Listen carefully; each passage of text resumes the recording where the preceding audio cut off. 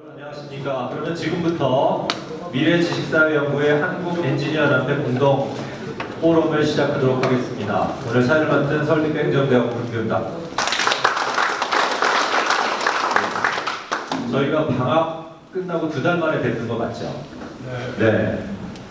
지난 여름 너무 혹독했습니다. 근데 또 날씨가 갑자기 좋아지니까 언제 그랬냐는 것처럼 너무 좋습니다. 그 말 그대로 청명한 가을 하늘인데요. 지난 여름 7월, 8월 저희가 고생한 보람이 있는 것 같습니다. 너무 날씨가 좋고 이런 날씨가 계속되었으면 합니다. 자, 그럼 먼저 장태평 이사장님을 모시고 인사 말씀을 전해드리도록 하겠습니다. 큰 박수로 환영해 주시면 감사하겠습니다. 저기 바쁘신데 이렇게 자리해 주셔서 감사드리고요. 저 이창훈 부총리 옆에 앉아 있으니까 이게 아주 뭐라고 가득 찬 것 같은 그런 느낌을 줍니다. 오늘 갑자기 그런 생각이 들었습니다. 옛날 그 프랑스에서 왜 살롱 그래가지고 지식인들이 모여서 여러 가지 그 미래 이런 지식을 공유하고 그러면서 발전시킨 그런데 우리 미래 지식 사회 연구에도 마찬가지로 그렇게 했으면 좋겠습니다. 그 역할을 충분히 할 수 있다고 생각을 합니다. 그 영국의 어떤 학자라고 그러는데요, 역사를 크게 세 구분으로 나눌 수 있겠다. 첫째가 빅뱅, 두 번째가 생명의 탄생, 세 번째가 AI의 탄생입니다. 그만큼 AI가 중요한 어떤 구분을 짓는, 역사를 구분 짓는 그런 시대에 있다고 그러는데, 또 강준호 교수님 또 내 몸하고 연결시킨다고 그러니까 제가 평균 수명이 120세까지 간다고 그러거든요. 언제 갑자기 150세 그러더니 언제 갑자기 500세 얘기가 나오고 있습니다. 그래서 이 AI가 이제 건강진단 안 해도 얼굴 사진만 찍어가지고 다 병도 알아내고 수명도 예측하고 그런다고 그러는데, 진짜 요즘 세상이 도저히 예측할 수 없는, 또 이해할 수 없는 그런 시대로 자꾸 들어간 것 같습니다. 오늘 이 자리에서 그런 것들 깊이 있게 이렇게 상념하는 그런 시간이 되기를 기대를 하겠습니다. 감사합니다. 네, 장태평 이사장님 좋은 말씀 감사합니다. 자, 그럼 이어서 오늘 강연을 시작을 하겠는데요. 강준호 학장님께서는 아마 현재 서울대학교에서 가장 바쁜 분 중에 한 분이신데, 오늘 저희가 그리 어렵지 않게 모셨습니다. 왜냐하면 또 우리 같은 강태진 학장님, 강씨, 강진환 교수님도 강씨시고, 우리 또 강민구 원장님도 강씨시고, 강씨가 많다는 소문이 나서 우리 강준호 학장님께서 흔쾌히 와주셨습니다. 간략하게 제가 양력을 소개를 해드리겠습니다. 강준호 학장님은 서울대학교 체육학사를 마치시고 펜실베니아 유펜에서 와트스쿨 경영학 석사 학위를 받으신 후 미시간대학교 대학원에서 스포츠 경영학 박사 학위를 받으셨습니다. 아마 국내에 스포츠 경영학이라는 분야를 최초로 도입을 해서 일구신 분이고요. 그 IOC 올림피즘 365 위원회 위원을 역임하셨드렸습니다. 아마 몇 년 전, 제 기억으로는 한 벌써 10년 됐나요? 그때 한번 저희 포럼에 오셔서 메가 스포츠 이벤트라는 주제로 강연을 해주신 바도 있습니다. 서울대학교 기획처장을 역임하셨고요. 그리고 서울대학교 국제스포츠 행정과 양성사업단장을 맡으셨습니다. 그리고 현재 스포츠산업연구센터장, 이거 현직은 아니신 거죠? 네네. 하셨었고, 그 다음에 저널 오브 스포츠 매니지먼트 편집위원을 역임하셨습니다. 싱가포르 국가 스포츠 전략 국제자문위원 등을 역임을 하셨고, 많은 학술활동도 하고 계신 오늘 지면상 이 정도로 소개를 해드리겠습니다. 오늘 주제는 장태평 이사장님께서 말씀하신 것처럼 몸을 생각하는데요. 저희가 요즘 나라 걱정 많으시죠? 네. 나라 걱정 때문에 저희 몸을 상하는 분들이 주위에 많은 것 같습니다. 자, 그래서 저희가 수신, 제가 치국 평천하니까 평천화와 또 치국을 말하기 전에 수신을 해야 된다는 차원에서 오늘 AI 시대 몸을 다시 생각한다라는 주제를 준비해 주셨습니다. 큰 박수로 환영해 주시면 감사합니다. 안녕하십니까. 소개받은 강준호입니다. 오늘 이렇게 기라성 같은 분들이 모인 자리에 제가 짧은 소견을 나눌 수 있게 돼서 굉장히 기쁘고 영광스럽게 생각합니다. 제가 사실 오늘 나누고 싶은 얘기는 한 1학기에 올 한 5월인가요? 6월쯤에 서울대학교 총무청에서 한번 특정 강연을 부탁을 해서 아침에 한번 강연을 했는데 그때 비슷한 연도에 계시는 게 이제 서울 동문들 많이 모셨는데 굉장히 생각보다 반응이 나쁘지 않았습니다. 그래서 오늘 이제 그 최종 그걸 받았을 때 같은 내용을 해도 되겠다 해서 반복이 될 수도 있습니다. 혹시 그날 나를 제약하는 걸 이제 느끼실 텐데 그 두 가지를 연결해서 좀 말씀 나누겠습니다. 여기 불을 조금 꺼주시면 여러분들 그 인류가 표준 시간을 사용하기 시작한 게 언제부터인지 혹시 아실까요? 시간을 딱 맞춰서 모두 같은 시간을 쓰지 않습니까? 시차도 해서 그림체 전문대는 9시간 차 이런 식으로 언제부터 우리가 시간을 다 맞춰 쓰기 시작했어요? 우리 부사장님 1600년쯤 맞췄을까요? 네. 우리 강규라 교수님 혹시 기억나세요? 인류가 시간을 맞춰 쓰기 시작한 거는 불과 140년밖에 안 됐습니다. 자, 언제부터 맞췄었냐면 증기기관차가 나오면서 그리니치 런던에서 영국의 지방으로 이제 철도를 놓고 이 철도를 운항하기 시작하면 출발 시간과 도착 시간을 공유해야 될 필요성이 생긴 거예요. 그 전까지는 마을에 가면 유럽 마을에 이렇게 종탑이 있고 방쟁이 있고 사람들이 모여 살잖아요.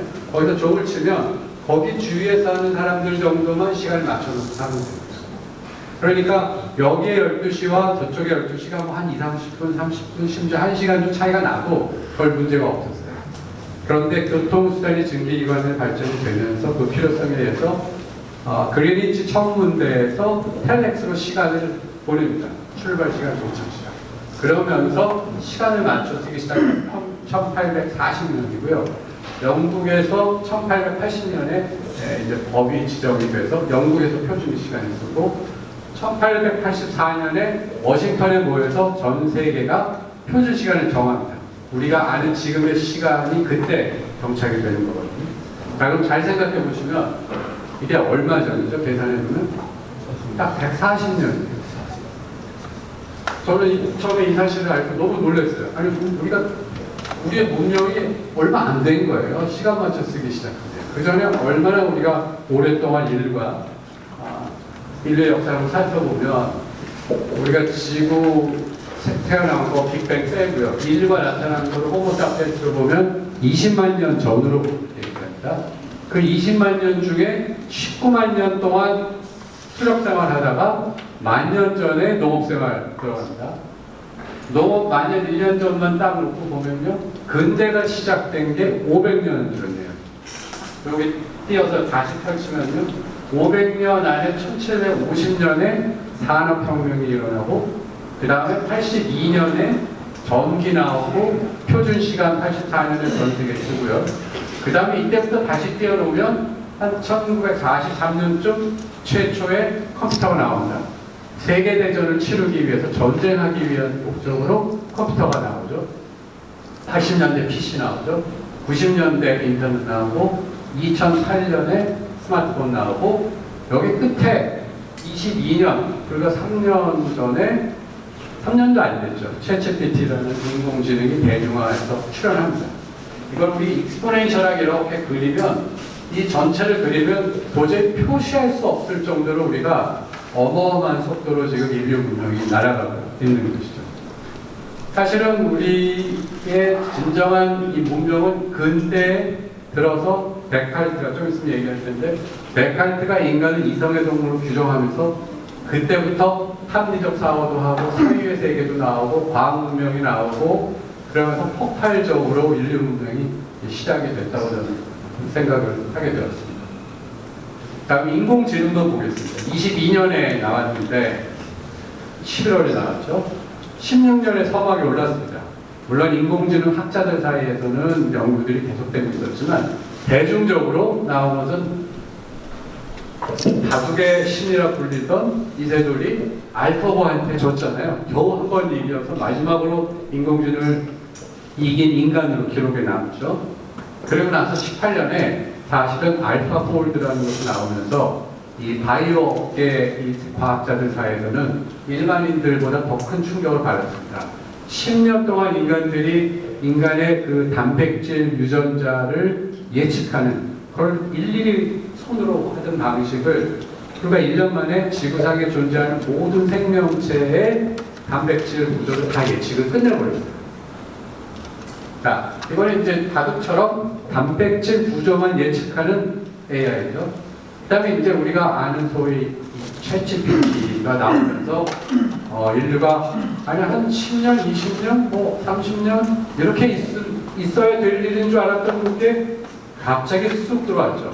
그래서 온 세상이, 온 지구가 이거에 적응하느라고 3년이 마치 30년처럼 지난 것 같습니다. 3년밖에 안 됐는데. 자, 25년에 뭐가 나왔냐면은 딥시크가 나오면서 중국이 챗GPT보다 훨씬 적은 가격으로 같은 성능을 내는 걸 나오면서 중국에 대해서 놀랐죠. 자, 교수님들이 진짜 놀란 거는 챗GPT가 나왔을 때보다 이 딥 리서치라고 하는 AI가 나왔을 때 더 놀랐습니다. 이거는 상당히 거짓말도 많이 하거든요. 소위 할루시네이션도 나오고 흉내를 많이 내는데 이 딥 리서치는 말 그대로 진짜 전문가들처럼 합니다. 아까 박사급 포답을 한 2명 데리고 일하는 것 같은 거예요. 어떤 교수님 만나는데 나 오늘 아침에 논문 2개 쓰고 왔어. 이렇게 얘기를 하시고 이제 교수의 시대도 끝났구나. 이걸 써본 교수님들이 하시는 말씀입니다. 자, 근데 이게 끝이 아니고요. 제가 8월에 모 교수님께 이걸 발견하고 컴퓨터 사이언스 하시는 분한테 이걸 보내드렸어요. 한번 보시고. 네, 소리가 나오는데 구글에서 LLM이라고 우리가 텍스트로 인공지능을 가상 하는데 공간입니다. 마치 게임처럼 키보드 방향키를 누르면 화면 속 공간을 돌아다닐 수 있는데 페인트를 들고 벽 앞에 움직이면 벽에 페인트가 칠해지기도 하고 바닷가에 있는 강아지를 실시간으로 키보드로 원하는 방향으로 움직일 수도 있고 GTA 게임 속처럼 주차된 차에 가까이 가면 문이 열리기까지 하는 단순한 조작뿐만 아니라 실시간 상호작용이 가능한 AI로 제작된 가상세계입니다. 과연 이 어마어마한 기술이 갖고 있는 의미가 무엇인지, 그리고 우리가 기존에 봐왔던 AI 영상과 어떠한 차이점이 있는지 설명드리겠습니다. 또한 이 기술이 가져올 앞으로의 미래에 대해서 이야기하겠습니다. 안녕하세요. 현재 헐리우드에서 모션 디자이너로 활동하면서 더 라스트 오브 어스 메인 타이틀 제작으로 에미상을 수상한 모션 그래픽 디자이너 김그린입니다. 오늘 갑자기 구글 딥마인드가 공개한 지니3를 보고 놀란 마음에 바로 촬영하게 되었습니다. 먼저 여러분들과 함께 공개된 영상을 하나씩 보면서 지니3가 무엇인지 설명드리겠습니다. Hey video creator, we know for you it's about more than getting the job done. You'll keep going until it's perfect. 구글 딥마인드 공식 사이트에 보면 지니3라는 월드 모델, 즉 가상세계를 실시간으로 만드는 기술이라고 소개하고 있습니다.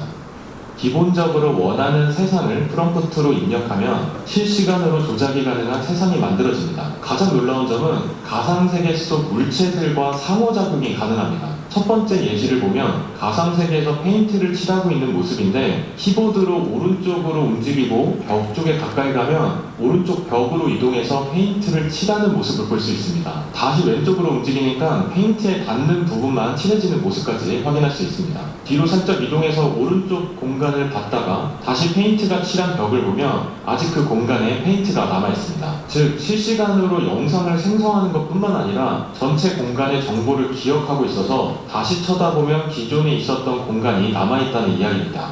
다음 예시는 마치 구글맵 속 세상같이 야외 공간을 만들어 돌아다니다가 자동차에 가까이 가면 자동차 문을 열 수 있고, 그리고 아래를 쳐다보면 움직이는 달도 보이고, 또 꽃을 밟으면 꽃의 움직이는 모습까지 확인할 수 있습니다. 이번엔 지니스의 또 다른 네, 여기 보시면 프롬프트를 치면 내가 쳐서 그 상상하던 것을 바로 구현을 해주고, 그 구현의 사진이 아니라 동영상처럼 나오고 내가 그 안에서 상호작용하는 가상세계가 만들어진다는 거예요. 그러니까 영화 감독이 스토리를 쭉 써서 하면은 그게 나올 뿐만 아니라 내가 그것 안에 들어가서 상호작용할 수 있는 거거든요. 그러니까 우리가 챗GPT는 텍스트로 인공지능이었다면 이거는 이제 가상세계에 대한 인공지능을 만드는 거예요. 하여튼 제가 이거를 우리 컴퓨터공학과 교수님한테 발표대전에 보냈더니 이분이 왜 우리 카톡에서 유유유 나오잖아요. 유유유를 3개를 보냈어요. 그래서 저는 아니 왜 유유유 보냈어요? 너무 자기 좌절된다는 컴퓨터 사람으로서 너무 충격적이라는 거예요. 그래서 이거 도대체 어떻게 자기가 이걸 따라가야 될지 정말 난감하다 이런 얘기를 하셨습니다.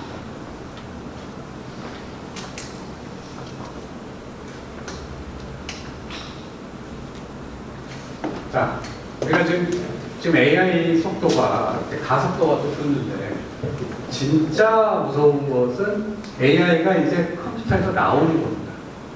컴퓨터에 나와서 물리적 세계에 붙는 건데 그걸 우리가 피지컬 AI라고 이제 부르죠.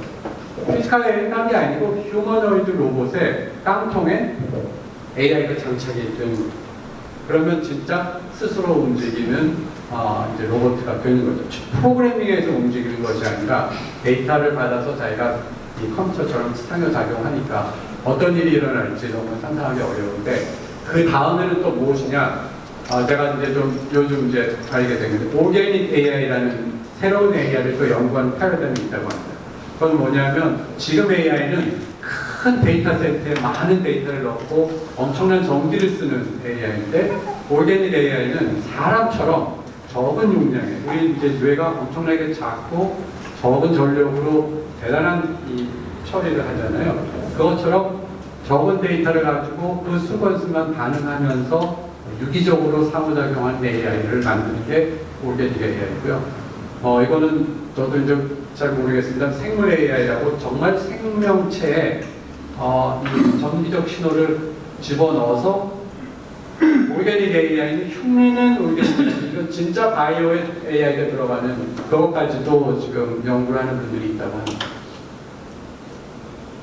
자, 24년에 노벨 화학상을 딥마인드를 만든 세 사람, 학자와 아까 알파폴드를 만든 그 학자고요. 그 데이비드 베이커는 이 둘은 딥마인드에 이제 일하는 그 사장과 실무 연구원인데 이 세 사람이 노벨 화학상을 받았죠.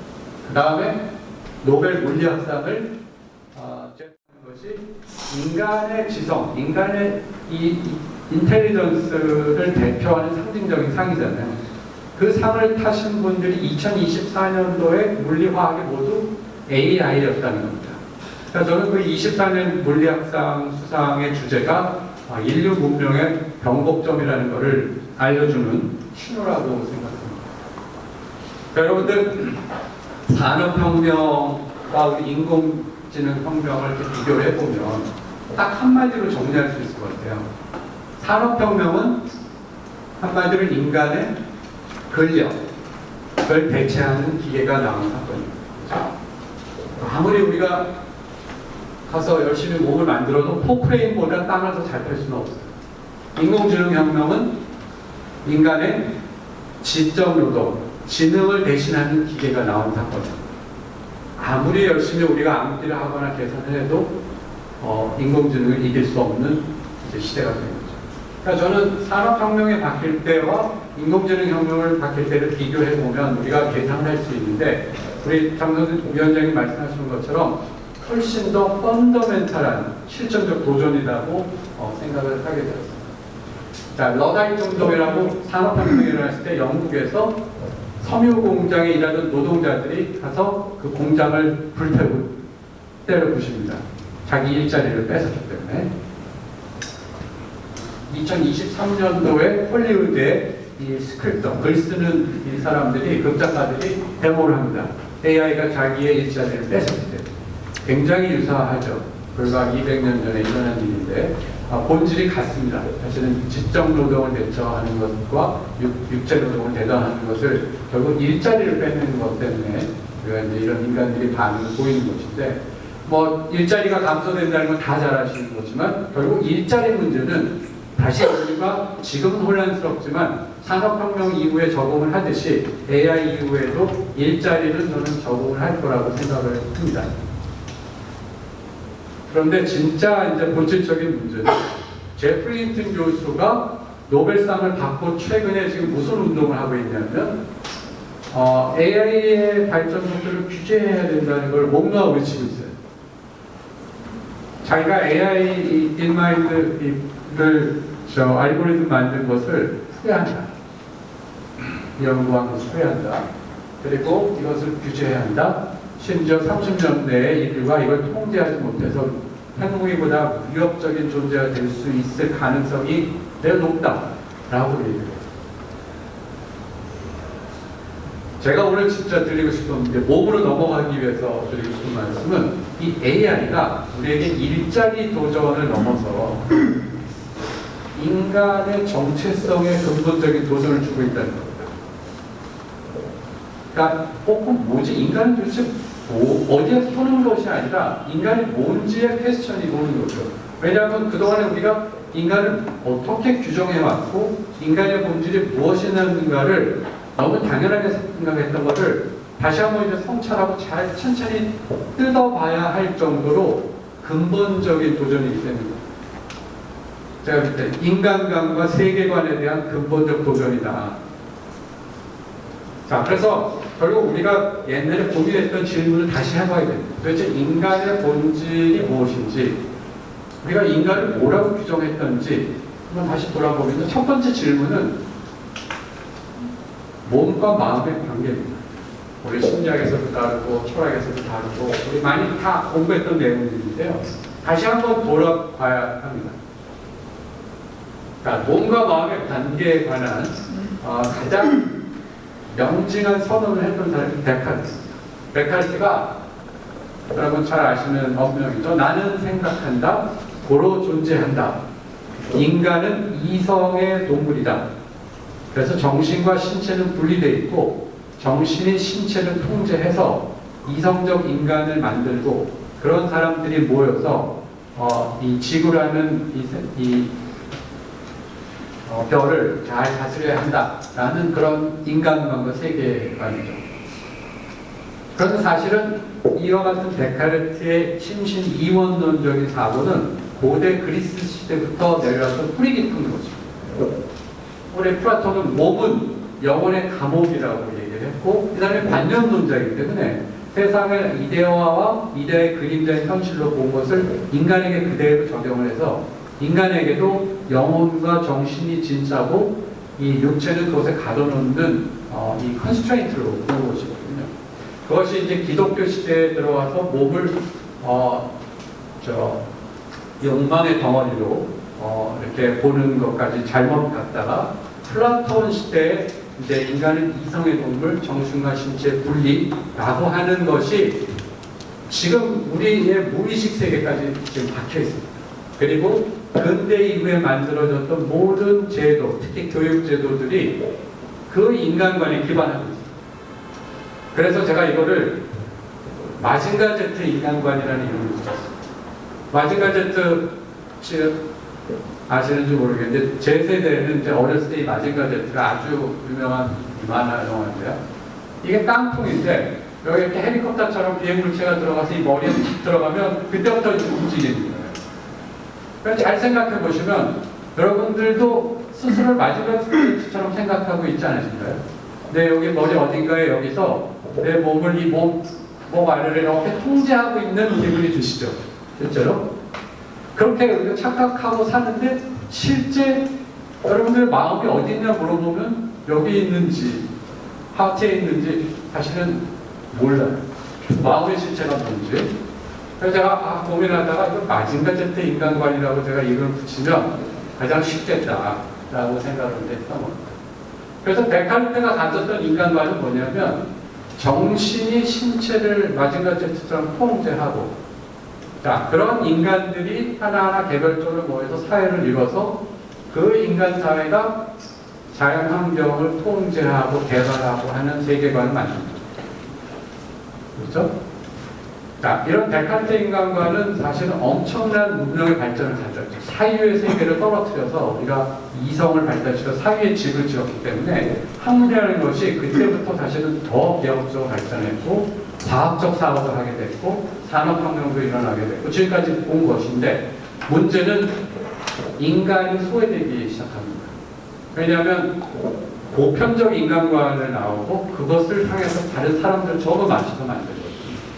이성을 발달시키기 위해서는 그 정신에다가 먹이를 줘야 됩니다. 지식을 집어넣고 그걸 가지고 사람을 이제 발달시키는 구조거든요. 그래서 근대 교육 시스템은 산업혁명 시대의 공장의 대량 생산 시스템을 그대로 교육에 들어온 겁니다. 자, 지식을 표준화시키고 그거를 분업화해서 전문화합니다. 선생님들이 국어, 영어, 수학해서 분업해서 지식을 전문화한 다음에 학생들에게 일방적으로 보편적 지식을 전달하죠. 그러면 공장에서 물건 찍듯이 잘 알아듣는 놈은 A 주고 못 알아듣는 놈은 B, C 주고 불량품은 버리고 다음 단계로 계속 가는 겁니다. 그래서 대학까지 가는 거죠. 그러니까 굉장히 배타적인 교육을 합니다. 공장에서 물건 찍는 거하고 똑같은 교육 시스템입니다. 그러다 보니까 티칭 중심이 됩니다. 교육의 포커스가 선생님이 어떻게 이걸 잘 가르치고 지식을 전달하는 거죠. 그게 교육, 근대 교육 제도의 핵심적인 체제입니다. 그런데 재미있는 것은 데카르트와 동시대에 철학자가 한 사람이 있었는데, 스피노자라는 사람이 비슷한 시대에 다른 얘기를 했어요. 완전히 다른 얘기를 합니다. 근데 데카르트가 너무 유명해가지고 이 사람이 눌려서 그냥 빛을 못 봤죠. 나중에 니체나 이런 현대 철학자들이 이 스피노자의 계열로 이제 이어갔는데, 이 사람은 뭐라고 그랬냐면 정신과 신체, 몸과 마음은 분리된 실체가 아니고 하나의 실체, 동전의 앞뒷면처럼 하나의 실체에 그냥 서로 다른 속성이라고 주장합니다. 그래서 사람의 본질을 이성보다는 몸, 욕망, 감정 이런 것에서 찾아요. 자, 근데 이 얘기가 그때는 묻혔지만 그 이후에 1800년대 이후에 현대 철학자들에게 전부 이어집니다. 우리가 아는 니체라든가 멜로폼키, 푸코 여러분들 다 들어보셨을 현대 대표적인 사상가들은 전부 다 스피노자의 계열을 따르기 시작합니다. 그래서 딴 얘기가 아니에요. 몸과 마음은 다른 게 아니라 하나의 다른 것, 다른 서로 동전의 앞뒷면이다라는 얘기를 합니다. 근데 이 문제는 이게 형이상학적 논쟁이라는 거예요. 진짜 그런지 안 그런지를 알 수가 없어요. 어쨌든 이 몸에 관한 이 철학을 제일 마지막에 극단적으로 얘기한 사람이 이제 멜로폼크라는 프랑스의 실존주의 철학자인데, 이 사람이 아예 몸 철학을 내봅니다. 그래서 나는 세계를 몸으로 지각하는 신체적 존재다, 이렇게 얘기하고요. 니체도 나는 전적으로 몸이며 그밖에 아무것도 아니다. 영어는 몸에 속하는 어떤 것을 표현하는 말에 지나지 않는다. 플라톤하고 반대되는 얘기를 합니다. 자, 이건 이제 사회학적으로 뭐 정치적 권력, 사회적 상호작용이 내 몸에 직접적으로 영향을 미친다, 뭐 이런 얘기고요. 자, 어쨌든 일과 수천 년 동안 인간의 본질을 놓는 과정에서 몸과 마음의 관계에서 주장을 했는데, 이게 크게 두 가지 흐름으로 나타납니다. 하나는 지금 말씀드린 플라톤, 데카르트 이런 계열인데, 심신 이론론이죠. 이거의 본질은 인터렉츄얼리즘입니다. 주지주의, 인간의 이성에 초점을 맞추는 것이고요. 그 다음에 뭔가 마음이 하나라고 보는 이 계열들은 반주지주의, 엔티-인터렉츄얼리즘으로 이렇게 정리를 할 수 있습니다. 그런데 이게 어디서도 나타나냐면 경제학에서도 나타나요. 다른 분야에 다 나타나요. 전통 경제학은 뭐죠? 전통 경제학의 제1 가정은 인간은 이성적 존재라고 생각하는 겁니다. 그래서 자기의 개인적인 유틸러티, 자기의 이익을 극대화하는 쪽으로 합리적으로 움직인다는 가정이잖아요. 근데 행동주의 경제학, 이 다니엘 카니만이 이제 시작했죠. 심리학입니다. 여러분이 행동 경제학이 이제 시작을 했는데, 이때 전제는 스피노자가 경제학이 아니라 경제 심리학이라고 이름을 붙여서 심리학의 일부가 됐을 텐데, 레이블이 행동 경제학이라고 하면서 이제 경제학으로 분류가 이제 되고 있습니다. 이분이 딱 90살에 아주 왕성한데도 불구하고 자기 스스로 목숨을 끊었죠. 스위스에 가서. 앞으로 내가 살 때 얻는 이익보다 코스트가 더 크다고 생각이 돼서 스스로 자기 생을 마감합니다.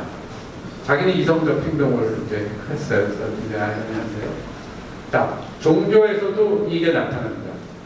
신라 시대의 불교와 교종과 선종이 있습니다. 교종은 뭐냐면 책을 읽어서 깨달음을 통해서 자기가 중생에 이른다.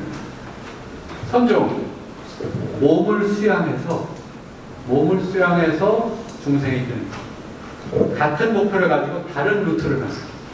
한 사람은 이성에 호소하는 거고요. 이쪽엔 몸에 천착하는 거예요. 그러니까 인류가 사람에 대해서 이해하려고 어마무시하게 노력을 했고 여러 분야에서 나오는데 그 본질은 결국은 이성을 먼저 찾느냐, 몸을 먼저 찾느냐, 데카르트냐, 스피노자야 이 싸움이었거든요. 근데 저는 싸움이 아니라 결국은 항상 두 파가 있으면 그것은 둘 다 있기 때문에 가능하다고 생각해요. 둘 다 있는데 어느 사람은 이쪽을 강조하고 다른 사람은 저쪽을 강조하는 거죠. 자, 이 형이상학적 논쟁이 그런데 재밌는 것은 이제 20세기 중반을 넘어서 자연과학, 생물학, 그 다음에 소위 뇌과학이 나오면서 재밌게 전개를 합니다. 자, 20세기 최고의 과학적 발견 중에 하나는 상대성 이론 하나 말고 물리학 쪽에 그 다음에 DNA의 발견이죠. 프랜시스 크릭이 이제 시작을 했는데 그 프랜시스 크릭이 DNA 발견하면서 몸 안으로 들어갑니다. 그 다음에 이제 마지막으로 남은 우리 뇌가 1980년, 90년에 서서히 시작하면서 2000년을 넘으면서 소위 이 브레인 사이언스라고 하는 것이 나오는데요. 그 뇌의 비밀이 열리면서 수천 년간 인간들이 이 사상가들이 논쟁했던 인간의 본질의 열쇠가 풀리기 시작했어요. 자, 뇌는 한 1.5kg 정도 되는 우리 몸의 2% 정도 되지만 에너지의 20%를 쓰는 아주 우리 몸에서 가장 중요한 부분이죠. 한 20W 정도의 이 에너지를 가지고 지금의 AI 수많은 전기 에너지가 든 AI보다 흉내낼 수 없는 아주 최고의 효율을 내는 AI입니다. 이 뇌 안에는 이제 잘 아시는 뇌신경세포가 한 1000억 개 정도가 있고요. 그 1000억 개가 서로 연결돼서 시냅스라는 것이 한 1000조 개의 조합이 나옵니다. 그 1000조 개의 조합 중에 우리가 하는 모든 움직임, 행동, 인간의 존재, 감각, 반응 이런 것들이 그 1000조 개의 조합에서 이제 일어나는 건데 제가 이 사진을 보고 진짜 놀란 게요. 이게 구글 하버드 팀의 뇌에서 뇌신경세포 사진을 3차원으로 찍은 건데 이게 쌀의 반톨 정도 되는 부피를 찍은 거예요. 이 안에 이 전선의 복잡도를 한번 보십시오. 이게 좁쌀의 반 정도 되는데 이 안에 들어가 있는 이 숫자가 지금 1mm인데 이 안에 세포 57,000, 혈관 길이 230, 신경 130, 시냅스 1억 5천만 개가 있대요. 무지무지하게 복잡, 믿을 수 없을 정도로 복잡한 세계인 겁니다. 자, 뇌과학을 여기서 자세하게 얘기할 수는 없고 제가 전문가도 아니고요. 결론만 말씀드리면 뇌과학에서 아주 유명한 안토니오 다마지오라고 하는 의사 출신의 뇌과학자가 있어요. 이 사람이 책을 2권을 썼습니다. 첫 번째가 데카르트의 오류. 데카르트의 인간관이 틀렸다는 거예요. 뇌과학을 연구해보니까. 두 번째는 스피노자의 뇌. 아까 얘기했던 스피노자가 맞았다는 얘기를 하는 겁니다. 자, 몸과 뇌와 마음은 하나의 생명체가 각기 다른 형태로 구현된 것이다. 스피노자가 한 얘기를 그대로 과학적으로 이제 보여주는 건데요. 데카르트는 나는 생각한다, 고로 존재한다고 그랬잖아요. 여기는 나는 존재한다, 고로 생각한다. 완전히 바뀌는 거죠. 자, 이건 어느 정도의 반전이냐면 천동설에서 지동설로 바뀌는 정도의 전환이라고 보시면 인간을 바라보는 관점. 그러니까 여러분들은 여기서 지금 내 머리에서 마징가 제트처럼 나를 통제하고 있다고 생각하는데 사실은 여러분들의 정신은 신체의 그림자라는 얘기예요. 자, 그런데 뇌과학이 1990년에 미국에서 1조를 들여서 브레인 프로젝트를 10년 동안 했는데 생각보다 성과가 안 나왔어요. 브레인을 연구했는데 이제 브레인이 답이다. 그래서 소위 이제 이 막다른 골목에 이랬을 때 플라크라고 하는 그 학자가 1998년에 새로운 가설을 생각이 뇌에서 나오는 게 아니고 몸 전체에서 나온다라는 가설을 얘기를 합니다.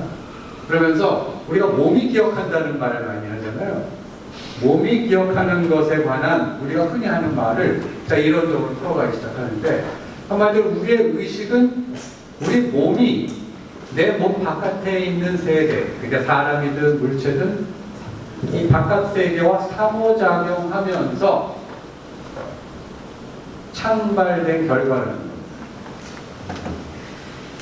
그러니까 내 몸과 마음과 환경이 사실은 하나의 연결된 정보의 플로우라고 합니다. 제가 지금 이 순간에 여러분들께 얘기를 하면 여러분들 저의 시각을 저를 보시고 시각 정보를 통해서 보시고 제 얘기를 들으시고 또 생각도 하시고 심지어 앞에 있는 분은 저의 채취도 맡으실 거예요. 그러면 그 자극이 1시간 후에 여러분들 몸의 변화를 일으킨다는 겁니다. 그 정보가 들어가서 아주 미세하지만 여러분의 뇌세포의 신경 연결망에 어떤 형태로든 변화를 미치면 여러분은 변화된 상태로 다시 집에 가서 여러분들의 가족과 상호작용을 하잖아요. 그럼 저를 만나기 전에 몸과 만난 후에 몸이 아주 미세한 차이가 있는 상태로 만나면 그 사람은 다시 그 여러분들로부터 또 영향을 받는 거죠. 그러니까 결국은 세상이 모두 연결되어 있다라는 얘기를 하는 거예요. 근데 이 얘기가 굉장히 이제 재밌어요. 그래서 이제 나온 게 우리 곽범주 교수님 계시지만 체화된 인지라는 개념이에요. 다른 말이 아닙니다. 몸과 마음이 그냥 하나라는 얘기예요.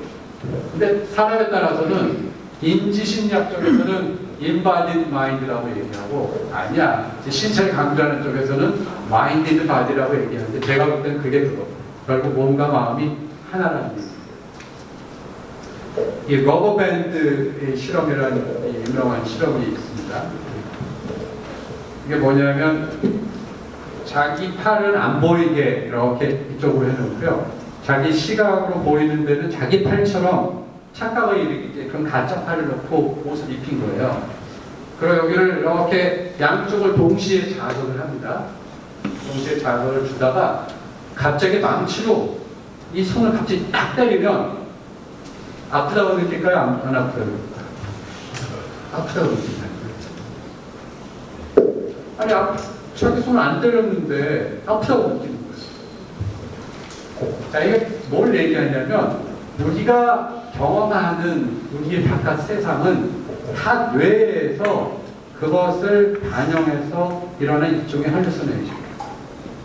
우리가 뭐 AI한테 할루시네이션이라고 그러죠? 우리 뇌가 할루시네이션이에요. 세상을 바라보는 것들이 우리의 감각을 통해서 다시 재조합되는 표상입니다. 이것을 철학자들은 과학을 그 당시에 모르니까 언어로 해결하려고 한 것, 언어로. 너무 힘들었던 거죠. 자, 그래서 우리가 의식도 뭐, 아직 의식이 밝혀지진 않았지만, 의식은 한마디로 예측 활동입니다. 내가 기존에 경험했던 정보를 바탕으로 새로운 자극이 오면, 그걸 서로 계속 튜닝하면서 앞으로 무슨 일이 일어날 것인지를 예측하는 거거든요. 그래서 예측이 잘 되면 편안하고, 예측이 잘 안 되면 스트레스를 받기 시작합니다. 여러분들 나이가 들면 왜 시간이 빨리 가시죠? 세상 돌아가는 다 너무 잘 아셔가지고 자극이 새로운 게 없어져요. 하지만 새로운 곳에 여행을 일주일 갔다 오시면 그 일주일이 한 달같이 느껴지시는 이유는 새로운 자극으로 채워지기 때문입니다.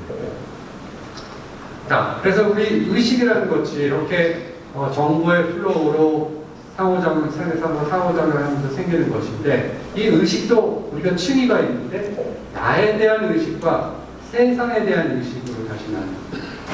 근데 나에 대한 의식이 기반이 없으면 세상에 대한 의식이 제대로 될 수가 없겠죠.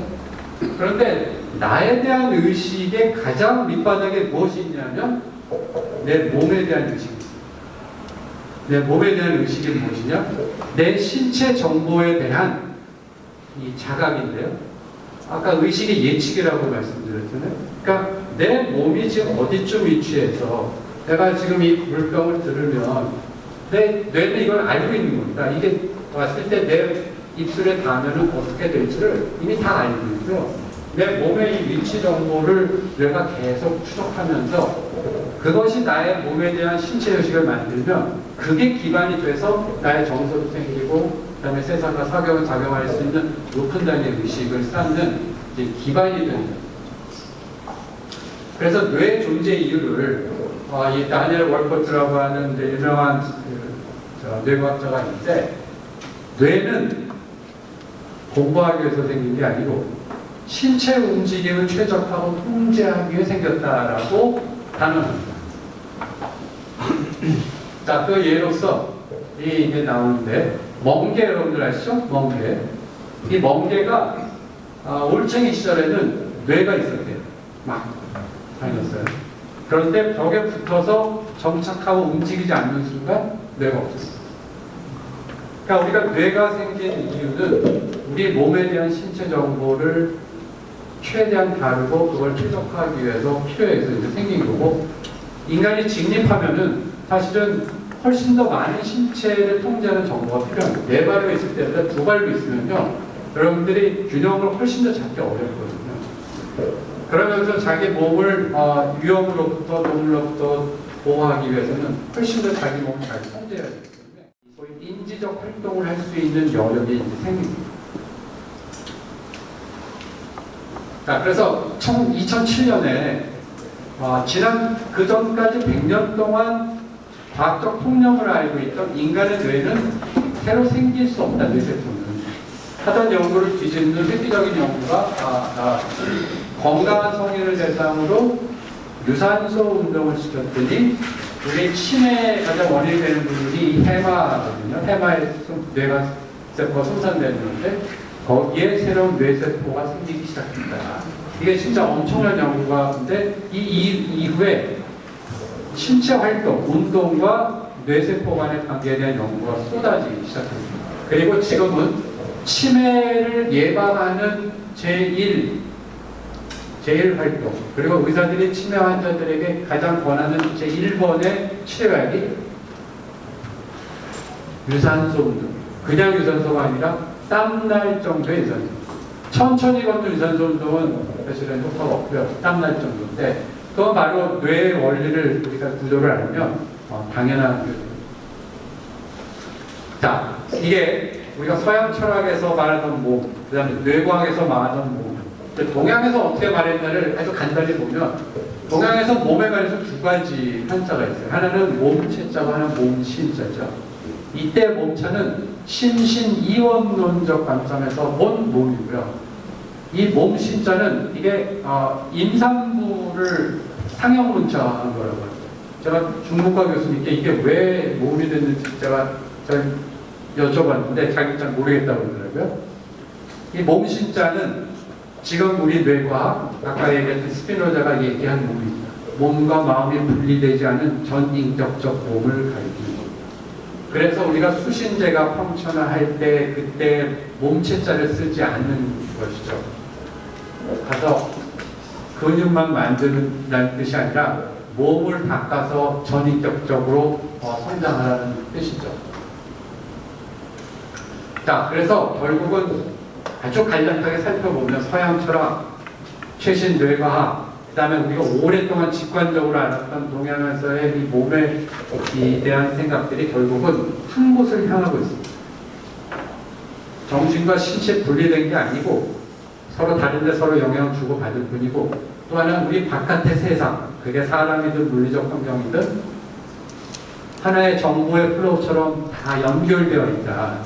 우리가 자연의 일부다라는 우리의 전통적인 사상이 이게 과학적으로 맞는다는 것을 알 수도 있습니다. 데카르트가 만들었던 이 인간관에 의한 게 지금 우리가 만든 이 AI이고요. 이 AI가 왜 인간에 도달하기 어려운가? 그거는 몸이 없기 때문에. 몸이 없기 때문에 역설적으로 지금 같은 방식의 AI는 절대로 인간을 따라올 수가 없어요. 그래서 결국은 이 동전이 앞뒷면이 서로 영향을 주고받는데, 저는 제가 이제 사범대 교수니까 교육의 본질을 이제 고민을 하는데, 제가 마침 이것에 대한 공부를 코로나 때 좀 하게 됐습니다. 시간 여유가 있어서. 동기는 제가 50이 넘으니까 그 전까지는 몸이 저를 제약한다는 걸 느껴본 적이 없었습니다. 잘 자고 먹으면 몸 때문에 뭘 못한다는 걸 느껴본 적이 없었는데, 50이 넘으면서부터 몸이 저를 제약하기 시작하는 거예요. 그래서 내가 그래도 체육과 교수인데 몸을 제가 제일 잘 안다고 생각했는데, 몸이 뭐지? 라는 질문이 떠올랐어요. 자유로운데. 그래서 자연스럽게 공부를 이제 하게 돼서 제가 플라톤도 보고 데카르트도 보고 내가 보고 했는데, 어느 순간 제가 그거를 연결시키면서 유레카를 이제 불렀던 것이고요. 그래서 이걸 쭉 하고 나서 보니까 지금 정말 특히 우리나라 이 중고등학교에서 이거는 정말 애들 잡는 수준을 넘어서 하면 안 되는, 그냥 놀리는 게 차라리 낫겠다라는 생각이 드는 거예요. 지금 우리에게 필요한 건 세 가지입니다. 생각하는 힘, 그 다음에 감각하는 힘, 그 다음에 실천하는 힘. 실천이라는 건 몸이 반응하는 거예요. 내가 아는 것을 몸이 반응하는 게 실천이에요. 그러니까 많은 우리 지식인들이 실천력이 약하다고 얘기하잖아요. 그건 이 방향으로만 발달이 된 겁니다. 사유하고 생각하고. 그런데 반대쪽의 방향이 너무 도외시되어 있는 거예요. 우리나라 교육이. 이쪽도 사실은 생각하는 힘이 아니라 단순 지식을 주입하는 수준이니까 가장 낮은 단계의 교육이고요. 그 교육도 생각하는 힘으로 가야 되지만 특히 보완되어야 될 게 감각하는 힘입니다. 그 다음에 몸이 반응하는 힘입니다. 그러니까 이걸 하는 게 뭡니까?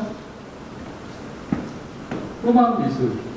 이거 하는 게 스포츠. 나머지예요. 이 비중을 보면, 인간이 인간답게 되는데 그 비중을 보면, 여러분들 그 교과목으로 보면 나머지가 다 여기 들어가는 건데, 그게 지금 AI 때문에 사실 그 방식이, 우리가 애들 공부시키는 방식이 AI 학습시키는 방식이잖아요. 데이터를 집어넣고 누가 빨리 답을 정확하게 토해내느냐를 보고 줄을 세우는 건데, 그 이상의 고차원적인 생각하는 힘으로 그거는 가야 되는데, 진짜 심각한 거는 감각하는 힘과 반응하는 힘이 없다는 거예요. 왜? 애들이 주입을 당했기 때문에 자기가 뭘 좋아하는지도 몰라. 그러니까 AI한테 프롬프트를 시켜야 되는데 뭘 시켜야 될지 모르잖아요. 뭘 시키려면 자기가 취향도 있어야 돼요. 가치 방향도 알아야 돼요. 해야 되는데 주어진 거에 답을 반응하는 데 익숙했기 때문에. 자, 그래서 제가 이제 젊을 때 국영수, 나이 들면 음악미술 체육, 더 나이 들어서 죽기 전에는 체육, 이렇게 제가 얘기를 하거든요. 정말 살면서 뭐가 중요한지는 나이가 들어가면 남는데요. 이 순서로 남습니다. 마지막에는 몸이 남는다는 걸 여러분들 더 잘 느끼실 거라고 생각합니다.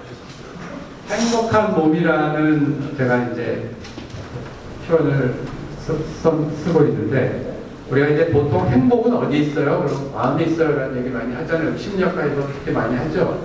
행복은 어디 있어요? 그럼 제가 마음은 어디 있어요? 그런 거예요. 마음이 어디 있어요? 마음이 몸에 있거든요. 아까 지금 얘기하는 마음이고 몸이기 때문에 제가 행복한 몸이라는 표현을 이제 쓰게 된 겁니다. 여러분, 제가 작년에 파리 올림픽에 제 대한양궁협회 이사인데요. 그 파리의 샹젤리제 거리 좀 갑자기 생각이 안 나요.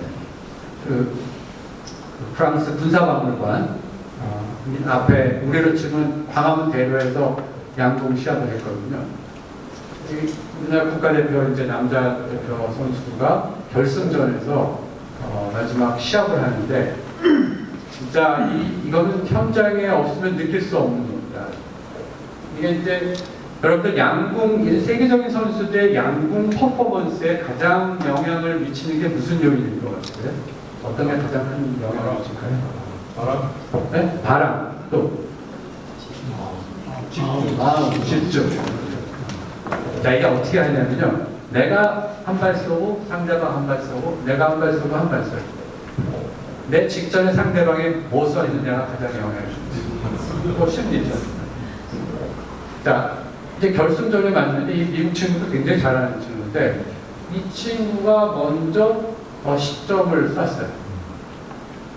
그러면은 이 한국 선수가 10점을 쏠 확률은 평소에 쏠 확률도 확 떨어집니다. 근데 10점을 쐈어. 그러면 다시 이 친구가 다시 10점을 쏠 확률은 그거의 제곱으로 떨어져요. 원인이 이렇게 되면서 근데 얘가 10점을 또 쐈어. 그 다음에 얘가 10점 쏠 확률은 3승으로 높아지는 떨어지는 거예요. 근데 얘가 또 10점 쐈어. 이거를 서로 왔다 갔다를 3번을 하는 거예요. 자, 그래서 이제 타이브레이크를 갔어요. 요번에 반대로 먼저 쏩니다. 한국 선수가 쐈는데 그 10점 그 라인에 안쪽에 겨우 걸쳐서 10점. 이 사람이 쐈어요. 어떻게 쐈냐면요. 딱 쐈는데 10점이야. 근데 어떤 10점이야? 그 10점 라인에 바깥쪽에 걸쳐서 10점. 0.5mm 차이로 한 친구가 우승한. 야, 제가 진짜 숨이 막혀서 죽는 줄 알았어요, 보면서. 그런데 제가 이걸 왜 보여드리냐면 그 순간에 이 한국 선수가 김준 선수가 느꼈을 한번 여러분이 상상을 한번 해보세요. 그 마지막 그 최종 10.5를 쏘고 이 친구에서 자기가 금메달을 땄을 때 느꼈는 행복이 제가 말씀드리는 행복한 몸입니다. 자, 다른 사례. 우상혁 선수라는 친구인데 이 친구가 제가 비디오를 보여드려야 되는데 시간상 이 친구가 자기가 원하는 세계적인 기록을 동계올림픽 가서 이걸 넘습니다. 한국 동양인이 이거 서양 사람이 이기기 쉽지 않거든요. 그걸 해서 이겨서 넘고서 좋아하고 그 포효하는 걸 클로즈업으로 카메라를 담은 장면이 있는데 그 장면을 보면 어떻게 그거를 남한테 전달할 수가 없어요. 그 사람 몸으로 들어가지 않으면. 자기가 세웠던 자기 성취기들을 자기도 놀랄 정도로 넘는 자, 그러면 이게 스포츠에서 나오느냐? 제가 요즘 가장 좋아하는 지구상의 인물이 누구냐면 이 친구입니다. 이면찬. 전 진짜 이 친구 연구 대상입니다. 아니 이게 보면 말이 안 되는 게 이 방크라이버 우승할 때가 18세인데 18세, 19세, 20대 때 그 발언하는 내용이 이게 무슨 한 60살쯤 된 사람이 빙이 된 것 같은 말을 하는 거예요. 이게 뭐 멋있게 보이려고 하는 말이 아니고요. 진짜 진심에서 나오는 말인데 그런 말이 나온다? 이게 좀 말이 안 되는 거예요. 저는 개인적으로 그런데 이 친구 방크라이버 그 락마이너 피아노 협조 3번 사박장을 그 마지막 클라이막스 한 5번 칠 때 모습, 그 치고 났을 때, 끝났을 때의 이면찬이 느끼는 그 몸 상태. 그게 행복한 몸이에요. 자, 그럼 지금 제가 말씀드린 행복한 몸이라는 거를 어떻게 정리할 수 있냐? 자, 우리 행복하게 만드는 거 있죠. 맛있는 초콜릿 먹으면, 단 거 먹으면 우리 순간 행복해요. 그렇죠? 로또 당선돼도 행복하죠. 여러분 자식이 수능 만점 받으면 행복해요. 근데 제가 말씀드린 행복 그런 행복이 아니고요. 지금 제가 말씀드린 인간의 본성, 몸과 마음이 분리되지 않는 그 몸이 있는 거예요. 내가 몸을 능동적으로 움직여요. 뭐 어떻게 움직여요? 노동이 아니라 내가 일부러 움직이려고 움직이는 거죠. 뭐 내가 노동하기 위해서 똑같이 30kg를 들 수도 있지만 웨이트에 가서 열심히 운동하는 이유는 내가 그 목적이 있잖아요. 내가 무언가를 성취하기 위해서 내 몸을 직접 움직여서 자유의지죠. 자유의지를 가려서 근육을 수축을 하는 거예요. 그걸 통해서 성취했을 때, 몸과 자유의지가 돼서 성취했을 때, 내 몸이 살아있는 생명체라는 것을 몸이 느낍니다. 그 상태가 행복한 몸. 잘 생각해요. 무상형. 아까 김우지. 그렇죠. 근데 이런 것들을 그런 세계적인 수준에 있는 사람만 느끼냐? 아니에요. 여러분들 홀인원 해보셨죠? 홀인원 해보셨을 때의 상태가 행복한 몸. 아니면 그 골프를 할 때 스위스팟에 공이 맞았을 때 여러분들 느낌이 어떠세요? 그게 행복한 몸의 아주 작은 사례였어요. 자, 그런 경험을 많이 하면 그 순간에 존재의 충만감이 생깁니다. 내가 진짜 살아있다. 나 괜찮은 거고. 그게 뭐 자식이 만점 받는 거하고 다른 차원이죠. 그거는 인간이 할 수 있는 경험의 가장 궁극적 형태의 경험이고요. 그게 깊어지면 그게 굉장히 숭고한 체험까지 갑니다. 그래서 이 목사님들 중에 친구가 이 달리기 러닝을 해가지고 책을 쓰신 게 있어요. 그 책은 자기가 그 달리기를 종교의 수준으로 승화해서 쓰신 책이에요. 자기 종교를 기도도 하는데 러닝을 할 때 종교적 수준의 경험을 했다는 거예요. 근데 일반인들도 깊이 가면 그걸 갈 수 있습니다. 왜 그러냐? 존재의 충만감. 몸과 마음과 영혼이 하나의 목적을 향해서 내 몸을 통해서 합일될 때 인간이 할 수 있는 경험의 그게 궁극적 형태예요. 그래서 이런 행복한 경험을 많이 축적하면 그게 삶의 질이 높아집니다. 왜냐? 몸이 뭔지 아세요? 몸은 모으다의 명사입니다. 무엇을 모은 거냐? 지금 이 순간까지 내가 경험한 모든 것을 모으고, 여러분들이 드셨던 것뿐만 아니라 봤던 영화, 노래, 사람들 만났던 그 조각조각의 시간들이 내 몸에 축적되어 있어요. 그래서 여러분들의 지금 몸 상태는 지난 10년간 어떻게 살아왔는지를 보여주는 거고요. 앞으로 10년 후에 여러분들의 몸은 10년 동안에 경험한 것들의 축적물이 스냅샷으로 그 몸으로 드러납니다. 그래서 몸이 체질을 바꾸는데 우리가 최소 6개월이 걸린다고 하는 얘기가 바로 이것 때문에.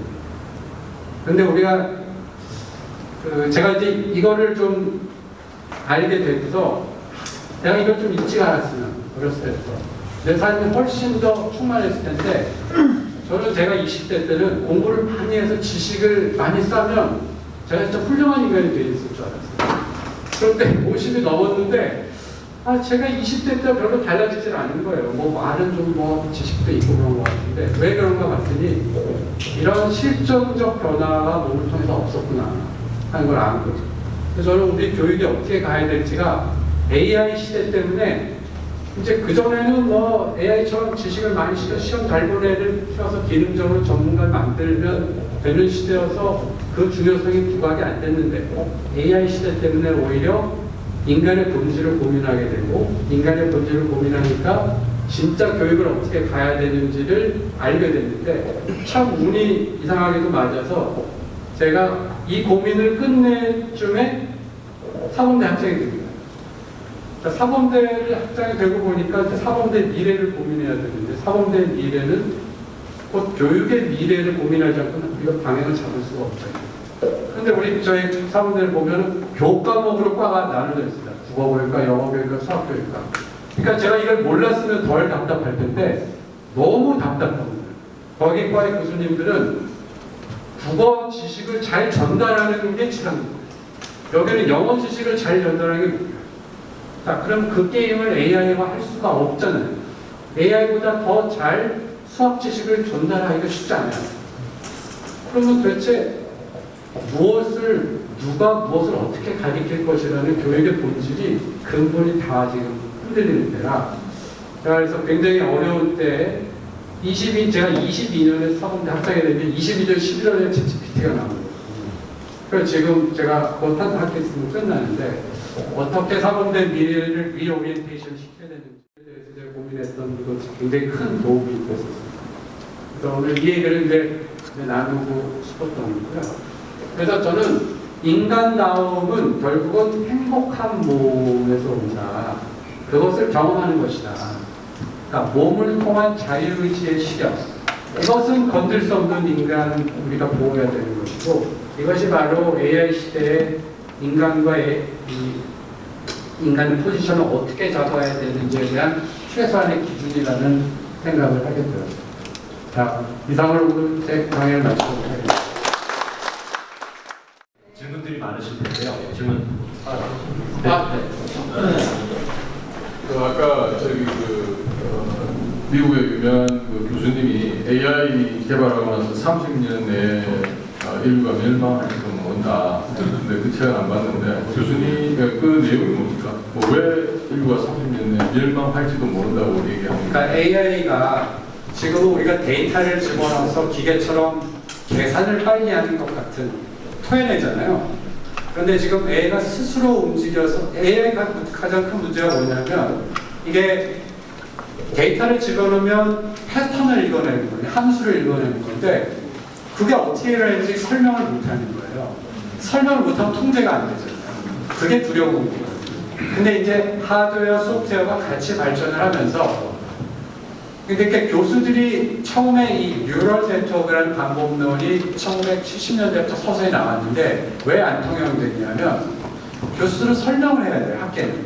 근데 인풋 넣고 아웃풋만 나오지 블랙박스를 모르니까 학계에서는 그게 그렇게 설득력이 없었을 거예요. 이제 무슨 듀폰 같은 데서 예측 활동을 하는 데는 많이 썼거든요. 근데 지금 그게 이제 단순 규모일 때 괜찮은데 지금처럼 LLM이 되고 파워풀해지면서 이제 정말 중요한 거는 AI가 스스로 오토노미가 생기느냐가 가장 중요해요. 오토노미. 그러니까 저는 그래서 제가 컴퓨터공학과 교수님들한테 물어보는 게 AI의 의식이 생길 가능성이 있느냐고 물어봐요.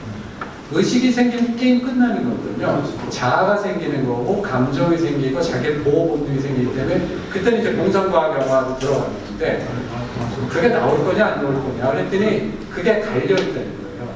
컴퓨터과학 하는 사람들 중에도 가능하다, 불가능하다.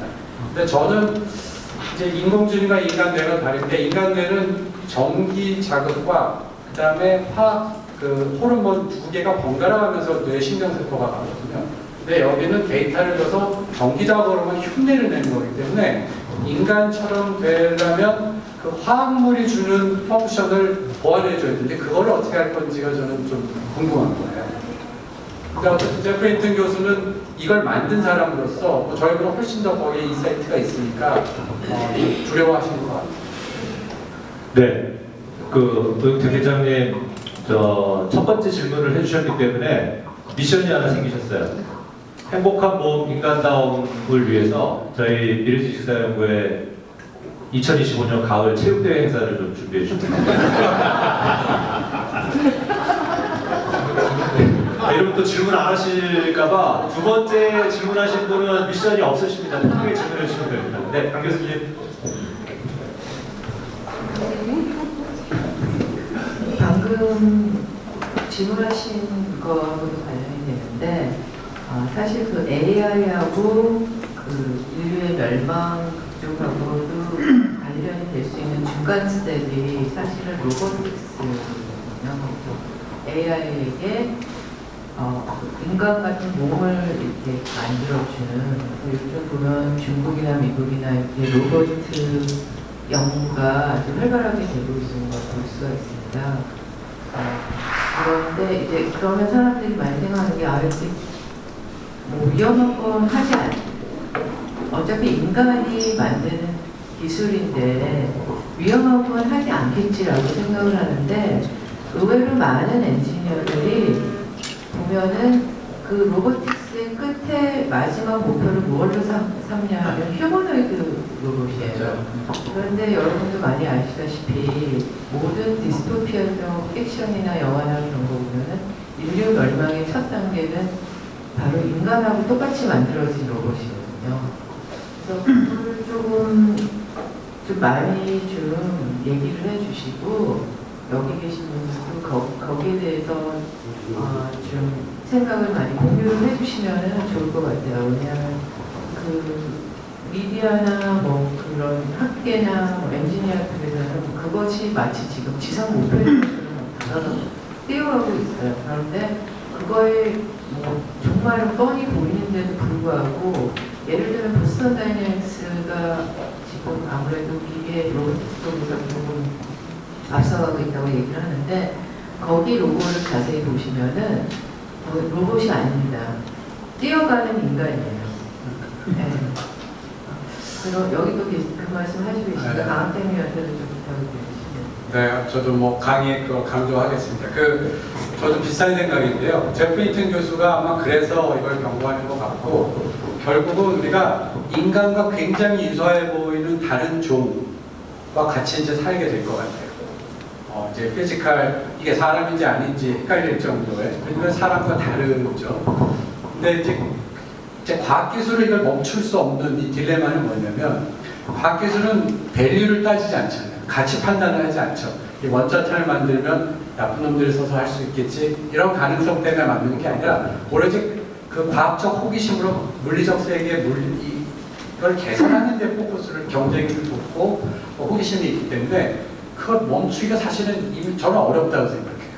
그거를 트럼프가 정말 마음을 착하게 먹고 그거를 금지하는 쪽으로 자기의 그런 독선적인 걸 쓰지 않는 이상 지금은 통제가 이미 어려워지지 않았나 하는 생각이 있는데, 인간이 뭐 또 어떻게든지 그걸 극복해 갈 거라고 믿지만, 아까 말씀하신 것처럼 그러니까 지능, 제가 이제 학생들한테 농담인데, 네가 소고기를 먹을 수 있는 근거는 뭐니? 동물을 집어넣고 네가 밖에서 구경할 수 있는 그 권리 누가 준 거니? 어디서 왔지? 물어보면 우리 스스로 만드는 거예요. 그 근거는 인간이 동물보다 똑똑하다는 거거든요. 이성적 동물이라고 표현을 멋있게 했을 뿐이지 다른 동물보다 지능이 더 뛰어나다는 그거 가지고 우리가 더 존엄하고 그래서 동물원에 가두고 잡아먹는데, 그럼 인간보다 더 똑똑한 개체가 나와서 같은 논리로 야 네가 좀 동물원에 들어가 줄래?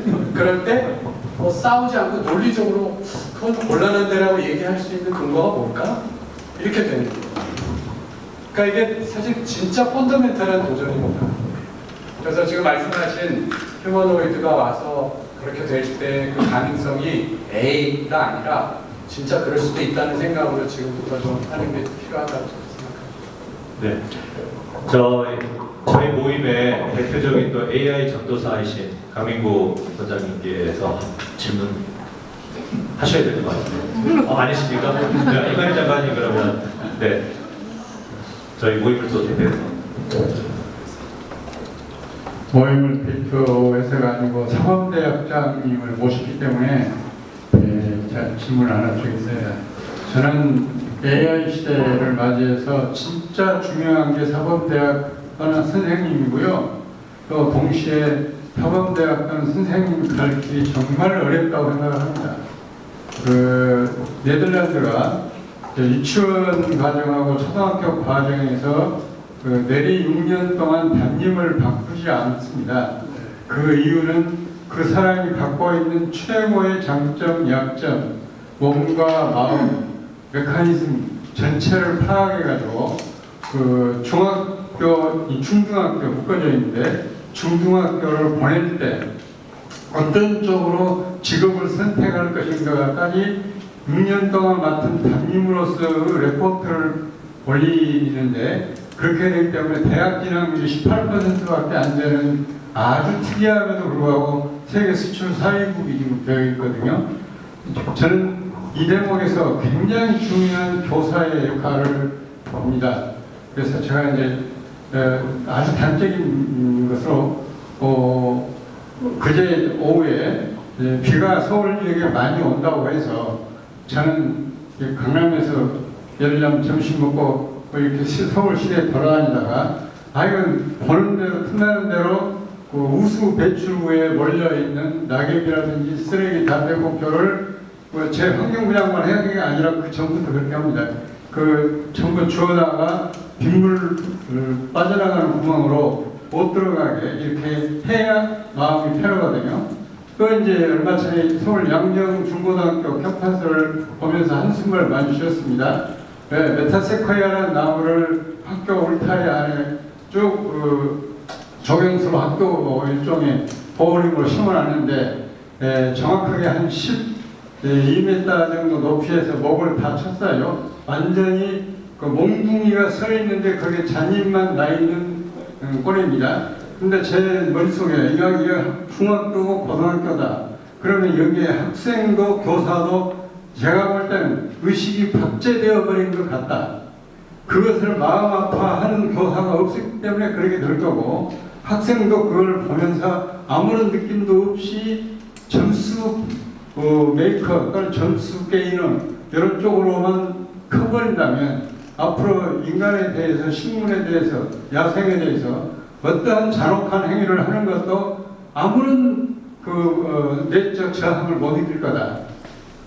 이런 대목이 바로 AI가 앞으로 잘할 수 있는 대목인데, 그때도 그 나무를 보고 아파하고 빗물로 쓰레기가 빠져나가면 여러 가지 측면에서 시스템이 안 된다는 것을 학생들이 느낄 수 있도록 해놓은 것이 앞으로 선생님들이 하면 AI가 학교에서 100% 역할을 하지 않고 선생님이 진짜 중요한 역할을 할 거다. 이런 대목에서 우리 학장님 계시는 동안에 그 AI로부터 대한민국 교육을 저 서울대 사범대에서는 구하기 위한 보관이 있으시면 말씀해 주시고 없으시면 고민을 해주시기 바랍니다. 예, 감사합니다. 제가 이제 곧 끝나가지고요. 끝나지만 제가 지난 그 3년 동안 했던 거 간단히 말씀드리면, 지금 자 그렇게 아파한다. 저는 이제 공감 능력을 키워야 된다. 뭐 이런 얘기 많이 하잖아요. 공감 능력을 강의실에서 강의해서 머리로 아까 얘기한 주지주의적으로 공감 능력이 키워지나요? 공감 능력은 감각하는 힘에서 키워지는 거거든요. 어떤 사람이 아프고 불쌍했을 때 그게 내가 아픈 것처럼 감각적으로 느껴지는 거예요. 몸이 그렇게 느껴지는 거지, 머리로 아주 불쌍하다 하면 그냥 지나가고요. 몸이 감각하면 그 사람을 도와줍니다. 그래서 저는 감각하는 그래서 이런 생각하는 이유의 나머지는 교실에서 그거는 배울 수 없다고 생각을 해요. 그러니까 결국은 키워드는 두 개인데, 지식과 경험이라는 건 몸으로 체험하는 거죠. 이 두 개를 밸런스하는 교육으로 애들을 조금 균형을 맞춰줘요.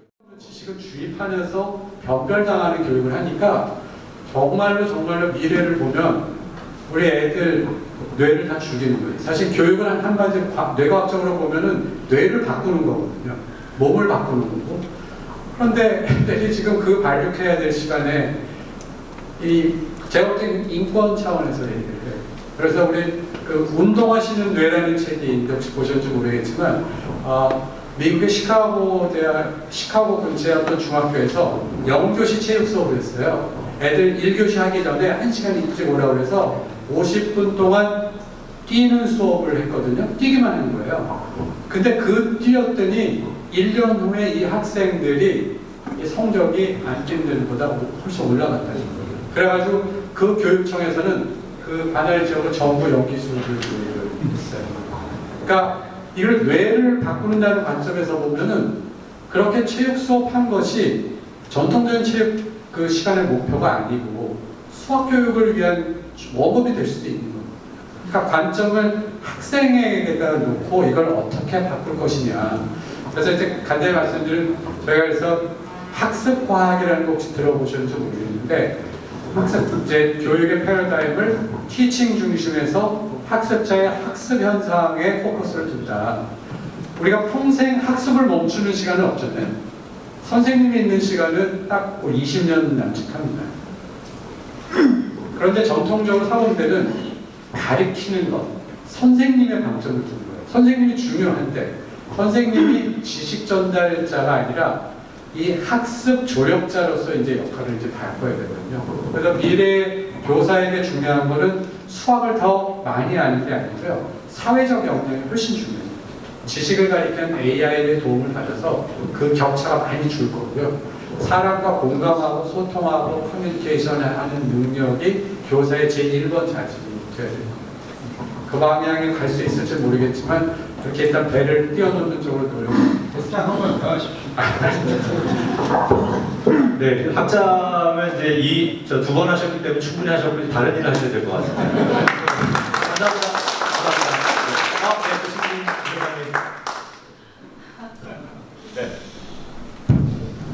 네, 고맙습니다. 네, 좋은 강의 잘 들었습니다. 그런데 저는 이제 걱정되는 부분이 이 AI가 이제 DNA 분석도 다 생명체에 대해서 분석을 다 하고 그래서 네, 아마 AI가 우리 우수한 인간을 만들 수가 있다. 이미 이제 그 가능하거든요. 유전자로도 배제하고 여러 가지 면에서. 근데 그랬을 때 우리가 어떻게 해야 되는 것 같아요? 그리고 두 번째로는 아마 그래도 한계점이 있을 거라고 봐요. 1974년에 이제 그 라론드 보고서 잘 아시잖아요. 생물학적 요인과 환경과 의료와 우리 생활 습관. 그런데 생활 습관이 우리 인체의 그 평균 수명과 우리 삶의 질에 행복 지수에 미치는 것이 가장 많더라, 크더라. 그래서 이제 보건장이 생기고 오타와 선언이 이제 1986년에 생겨서 각국이 이제 체육 중심 뭐 이런 쪽으로 이제 건강에 대한 패러다임이 바뀌잖아요. 그리고 1999년에 To Errate Human, 사람은 실수할 수밖에 없다. 그래서 이제 안전에 대해서 이제 강조하는 쪽으로 이렇게 패러다임이 바뀌거든요. 그런데 과연 AI가 만든 인간이 그 네 가지 카테고리에서 볼 때에 그 완벽하게 AI가 그것까지 뛰어넘어서 만들 수 있는 그 인간을 만들 수 있는 건지 어떻게 생각하는지 보고 싶습니다. 너무 어려운 질문이라서 제가 답을 하기가 좀 어려울 것 같습니다. 저는 그러니까 이제 우리가 생명 신의 영역이잖아요. 그러니까 이런 그러니까 생명체가 많이 있는데 가장 아름다운 형태의 가장 고든 형태의 모습이 지금 인간의 모습이거든요. 이거 이상 더 다른 형태로 진화된 더 나은 생명체가 나올 수 있을지 저는 잘 모르겠습니다. 그게 또 맞는 건지도 잘 모르겠고요. 제가 그건 답을 잘 네. 네, 감사합니다. 다시 한번 오늘 좋은 강의 해주신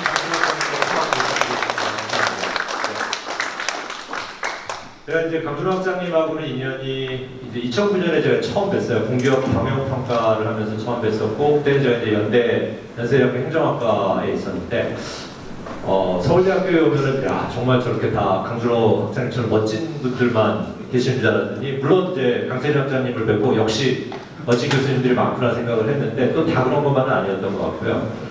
근데 이제 그때 인연인데, 또 중요한 저한테 어떤 그 터닝 포인트를 만들어주신 게, 제가 이제 다음 주면은 술을 완전히 끊은 지 6년이 되거든요. 이제 7년째로 넘어가는데, 그때 영감을 주신 분이 또 강준호 학장님이세요. 그때 저한테 소개해 주신 책이 뭐냐면 You Can Fix Your Brain이라는 책이 있습니다. 당신의 뇌를 고칠 수 있다. 그래서 막연하게 생각했는데 그게 제가 술을 끊고 그 다음에 제 몸을 가다듬는데 결정적인 그 사상적인 기반이 된 책이었어요. 근데 책의 내용은 우리가 첫 번째 뇌가 있지만 더 중요한 뇌는 장에 있다.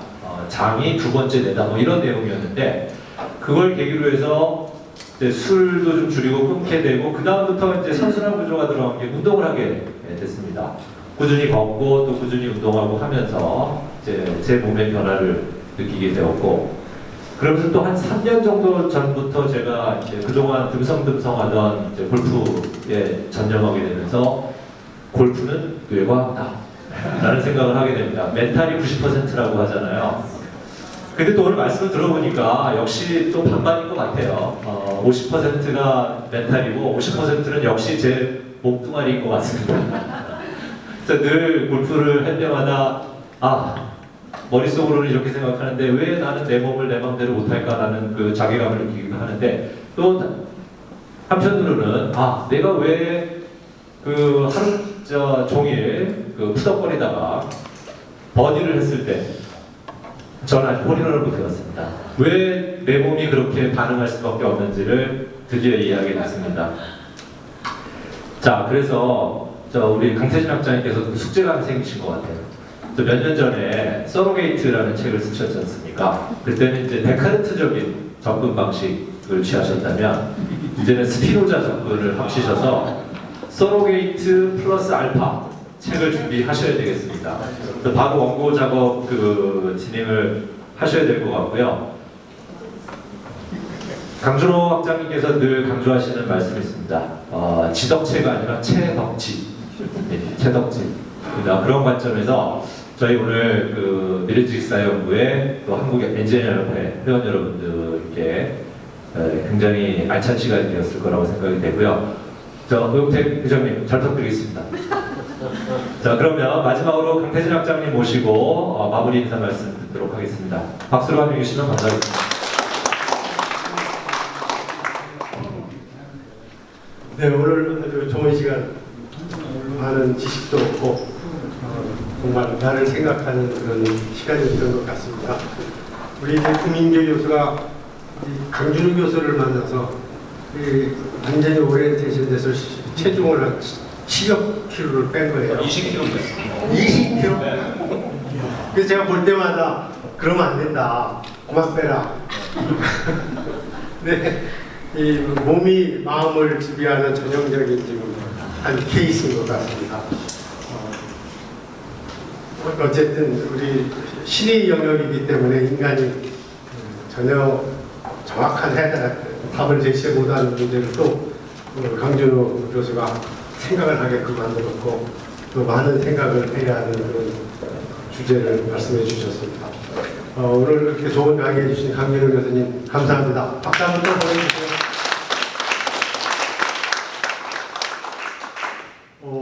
지금 우리 요 박물관에서는 새로운 계획전을 하고 있습니다. 여러분들 단톡방에 올려드렸는데요.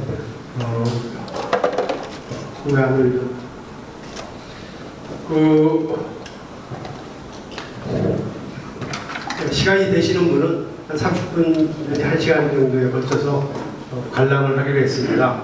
여기서 나가셔서 엘리베이터를 타시고 1층으로 가셔서 몇 건물입니다. 박물관 건물 4층에 오시면은 거기서 같이 오늘 특별 속단을 보시고 가시도록 하시죠. 시간 되시는 분은 함께 해주시면 부탁드리겠습니다. 오늘 고생 많으셨습니다. 안녕하세요.